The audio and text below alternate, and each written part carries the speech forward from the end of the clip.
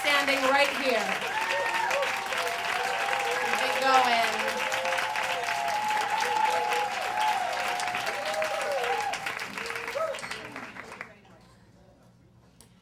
Well, it was the perfect summer day for my outdoor wedding.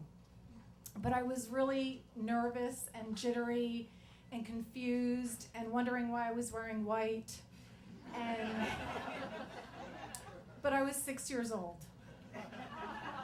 Now, 2 years prior to this wedding, my mother moved our family next door to my future husband, Tommy. And Tommy was this adorable little boy with a chipped front tooth that I couldn't take my eyes off of. Now, Tommy's father was a builder, and he built most of the houses in our neighborhood, including our house, only ours was the only one he built without a basement. And this is something that my mother, every time she saw Tommy's father, would complain about. She'd lecture him. She'd be like, "You're never supposed to build a house without a basement." So despite that and the fact that everybody wondered why did she buy the house without the basement, both families were pretty good friends. But Tommy and I were best friends. And one day he just blurted out, "Let's get married." You know? And I was like, "Oh, okay," you know. Even though I didn't have like the best image in my head of what marriage was, because my mother was married twice, she had a divorce from my stepfather, and she was still angry at my father for leaving her. And she'd complain all the time. She'd be like, "I can't believe you left me with all you kids, and what did I ever do to deserve this, and how could he do this to me?" And every single time he complained, my older brother Larry would remind her, he'd be like, "He didn't plan on dying. You know, he didn't die to annoy you. You know, he didn't wake up that day that he was going to die and said, 'This is going to really get her.'" But she never got over it. She never got over it. So that, you know, coupled with the fact that I'd never been to a wedding, I was wondering why I said yes to Tommy's proposal. Now, he had been to so many weddings in his young life. He loved weddings. He loved the ceremony and the reception. He thought it was a party. He thought that was marriage. He thought the wedding was marriage. So we played together the rest of the week, and he never brought it up again. And I was happy with that, so I was like, whatever.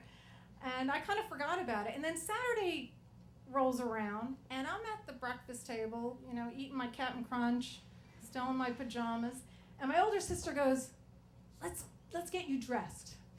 So before I knew it, I had on her white crinoline slip pulled up to my, you know, armpits, another white slip on my head, and she's going, "You're going to make such a beautiful bride." And I'm like, what? And then I hear music blasting from outside somewhere. So I run to our living room picture window, and I look outside. I see like half the neighborhood on the lawn, on the driveway, in the street. Apparently, Tommy invited everybody. Told everybody it was Saturday except for me. Something about the way I said yes to him, he knew maybe he should surprise me. Anyway, I freaked out.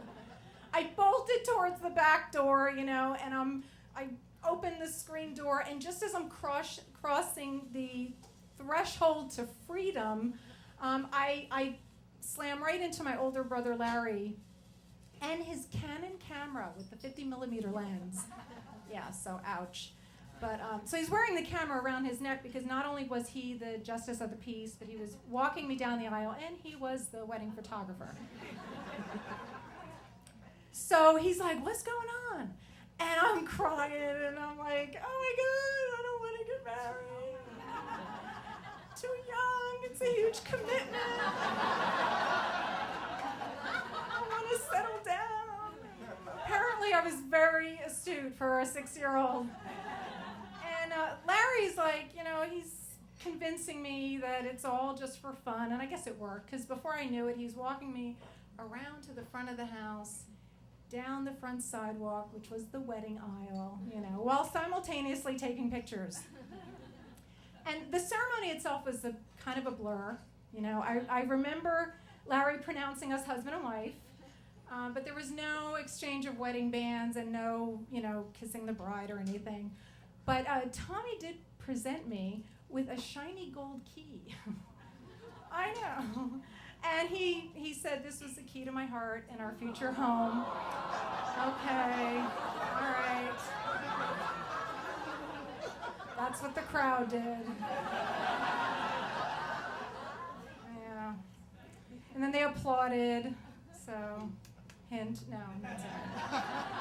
And I was feeling really happy. It was great, and I accepted the key, and as I held it in my hand, I remember thinking, this one better have a basement.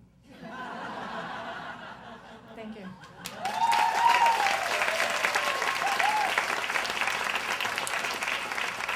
Roberta, ladies and gentlemen.